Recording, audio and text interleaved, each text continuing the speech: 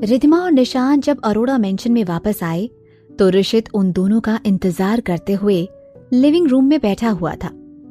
उनके आते ही ऋषित भी रिद्धिमा के कमरे में आ गया और निशांत के साथ बातें करते हुए टाइम पास करने लगा। रिद्धिमा ने ऋषित को नजरअंदाज करने के लिए टीवी शुरू कर दिया। टीवी पर रिद्धिमा कोई सीरियल देखने लगी जिसमें दिखा रहे थे कि हीरो के घरवाले हीरो की तारीफ कर रहे थे कि कैसे वो एक परफेक्ट पति था, अपनी बीवी की कितनी फिक्र करता था और इसीलिए वो अपनी बीवी के लिए खुद खाना पका रहा था।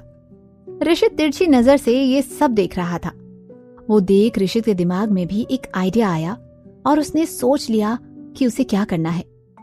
थोड़ी ही देर में रिद्धिमा बोर हो गई और टीवी बंद करते हुए बोली, निश चलो सो जाओ, काफी देर हो चुकी है।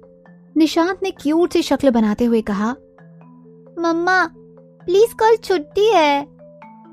कुछ फेस्टिवल था जिसकी वजह से निशांत को कल के दिन स्कूल की छुट्टी थी।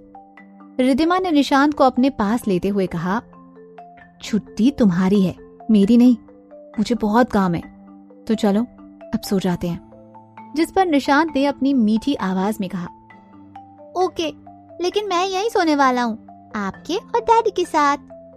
जिसके लिए ऋषित ने फौरन हामी भर दी, लेकिन रिद्धिमा ने इरिटेट होते हुए कहा, तुम्हें अगर डैडी के साथ सोना है तो उनके या अपने रूम में जाओ।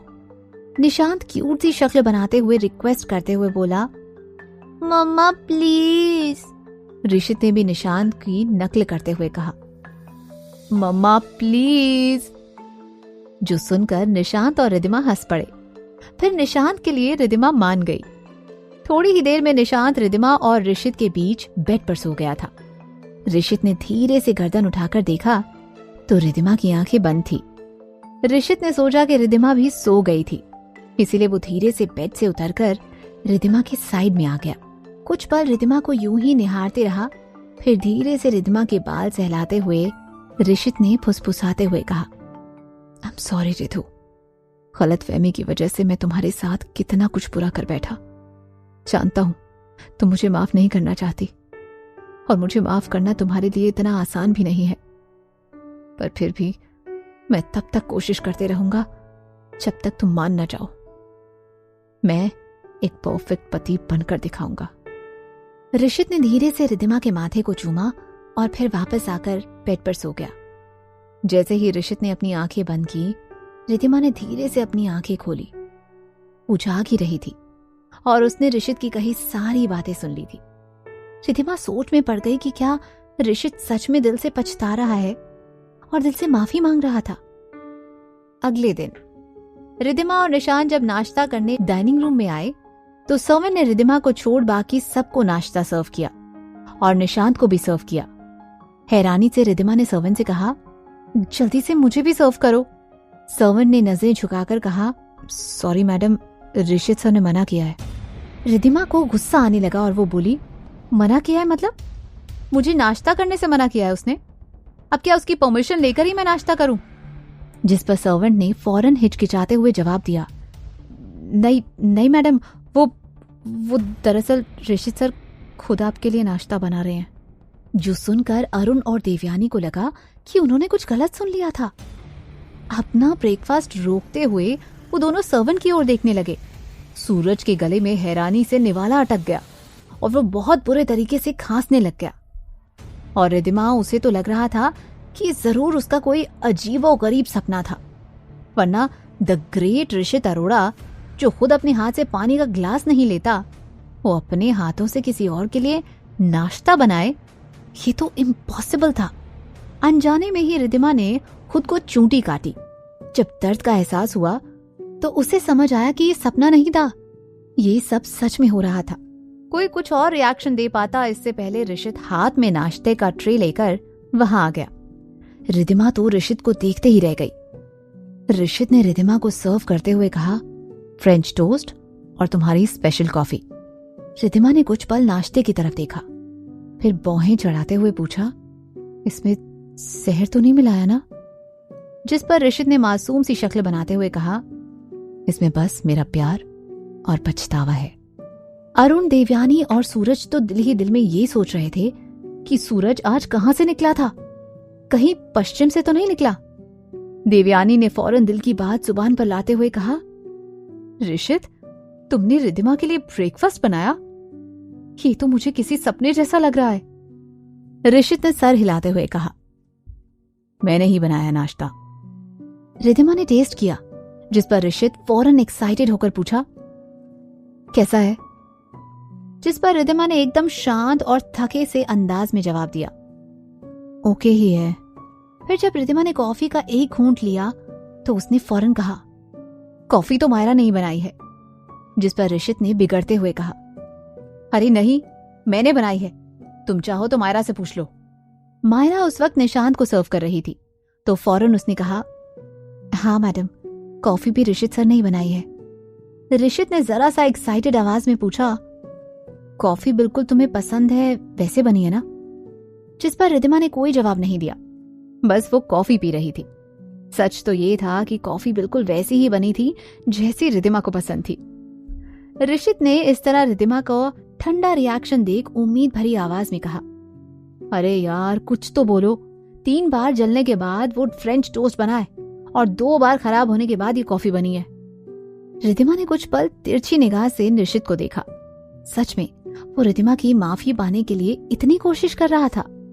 रिद्धिमा ने कुछ नहीं कहा, बस नाश्ता करती रही। तो सच में सूरज ने उत्सुकता से पूछा, भाई पराज है क्या? रिद्धिमा भाभी का बर्थडे है क्या जो आप ये सब कर रहे हो? जिस पर ऋषित ने फौरन कहा, सूरज तुम भूल गए क्या? कुछ दिनों पहले ही तो रिद्धिमा की बर्थडे पार्टी थी ना। और तुम्हें ये समझ नहीं आएगा क्योंकि कभी कभी किसी की माफी पाए बगैर तुमको सुकून और चैन नहीं मिलता। रिद्धिमा ने इस पर कुछ रिएक्ट नहीं किया। तभी निशांत ने ऋषित का बनाया फ्रेंच टोस्ट ट्राई किया और उसे बहुत पसंद आया। तो उसने फौरन अपने डैडी की तारीफ करते हुए कहा, डैडी ये तो यमी है, आप तो बेस्ट हो। ऋषित ने मुस्कुराकर निशांत के बालों में अपने हाथ फेरे। वहीं रिद्धिमा ने दिल ही दिल में सोचते हुए खुद से कहा, ये निश ना बिल्कुल अपने डैड का चमचा बनते जा रहा है। नाश्ता खत्म करके जब रिद्धिमा जाने लगी तो ऋषित ने पूछा, वैसे तुम लंच में क्या करोगी रितु? आंखें सिकुड़ते हुए रिद्धिमा ने कहा, तुम्हें फिक्र करने की जरूरत नहीं है, मैं और निश लंच के लिए पापा के घर जा रहे हैं। ऋषित ने मीठी आवाज में कहा, ओके, पर प्लीज डिनर यहीं करना, मैं बनाऊंगा। ऋषित ने इतनी मीठी आवाज में कहा तो रिद्धिमा आंखें सिकुड़ते हुए उसे देखती रह गई। ऋषित ने फिर मुस्कुराकर उसे देखा तो रिद्धिमा अपने कमरे में चली गई क्योंकि उसे कुछ काम करने थे। ऋषित ने तो आज ऑफिस से छुट्टी ले ली थी। लंच का टाइम होने पर रिद्धिमा निशांत के साथ अपने पापा के घर चली गई। वहां पर सिर्फ सुहास और सुधा ही थे। सुधा ने रिद्धिमा को बताया कि मिहिर कहीं बाहर गया हुआ था। ये सुनकर रिद्धिमा सोच में पड़ गई क्योंकि मिहिर ने कल उससे कहा था कि वो अपने पापा के बारे में रिद्धिमा से कुछ बात करना चाहता था। और आज जब रिद्धिमा उससे मिलने आई थी तो मिहिर कहीं बाहर चला गया था। रिद्धिमा ने सोचा कि मिहिर तो रिद्धिमा और सुहास को छोड़ मुंबई में ज्यादा किसी को जानता भी नहीं था और मिहिर और सुधा तो सालों से दिल्ली में रहते थे। और जहां तक रिद्धिमा जानती थी, सुधा के रिश्तेदार चंडीगढ़ में रहते थे। फिर मिहिर यहाँ मुंबई में किससे मिलने गया होगा? रिद्धिमा ने दिल ही दिल में सोचा कि ये मिहिर कितना अजीब बर्ताव करने लग गया था। पहले तो मिहिर रिद्धिमा से कहता था कि रिद्धिमा को गौरव का प्रपोजल एक्सेप्ट कर लेना चाहिए। फिर अब अचानक कुछ दिनों से मिहिर ने रिद्धिमा से कहा कि वो गौरव से दूर रहे। ऊपर से मिहिर की कंपनी में आग लग गई, पर किसने लगाई इस बारे में मिहिर कुछ बोलना ही नहीं चाह रहा था। और अब अचानक से वो अपने पापा के बारे में बात करना चाह रहा था। रिद्धिमा ये समझ चुकी थी कि मिहिर के साथ सीरियसली कोई प्रॉब्लम थी। रिद्धिमा ने फैसला किया कि वो कल मिहिर से बात करके ही रहेगी। फिर लंच करके रिद्धिमा निशांत के साथ वापस अरोड़ा मेंशन लौट आई क्योंकि उसे एक ऑनलाइन मीटिंग भी अटेंड करनी थी।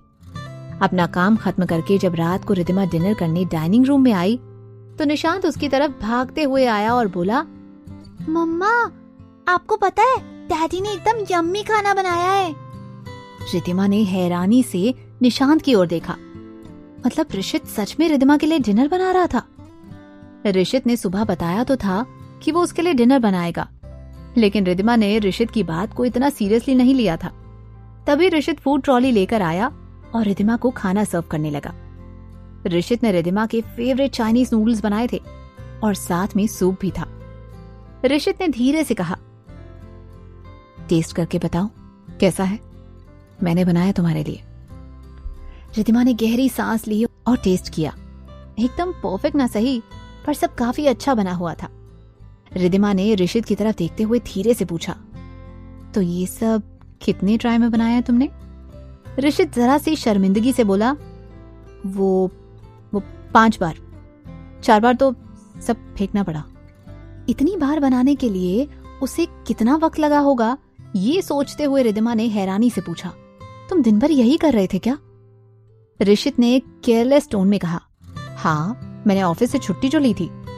ऋषित ने ये बात ऐसे बोली जैसे कोई बड़ी बात नहीं हो, पर रिद्धिमा जानती थी कि एक दिन की छुट्टी के लिए ऋषित ने अपने कई सारे जरूरी काम पेंडिंग रखे होंगे और शायद करोड़ों का नुकसान भी हुआ होगा।